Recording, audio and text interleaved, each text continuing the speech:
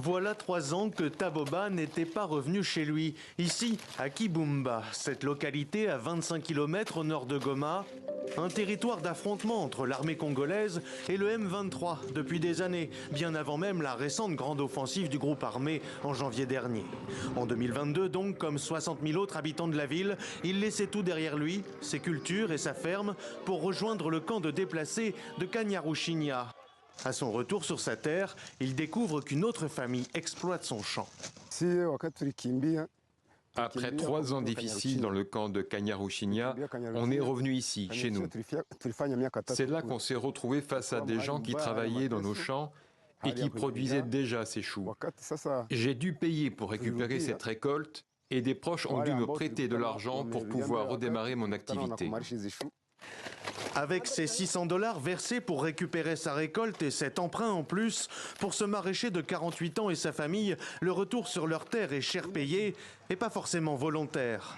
D'après le secrétaire général du Conseil norvégien pour les réfugiés, qui a rencontré plusieurs familles dans la région, ces retours à Kibumba seraient incités fermement par le M23.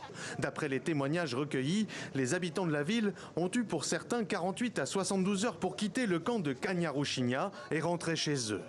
Sur place, la vie reprend, non sans difficulté, comme ici au marché. Ce marché est très important pour la population de Kibumba. Quand quelqu'un apporte sa production ici, il la vend pour financer de quoi manger et pour l'éducation de ses enfants. À Kibumba, célèbre pour sa production de choux-fleurs et autres betteraves, la réouverture du marché marque le retour des affaires et donc de possibles revenus pour les habitants.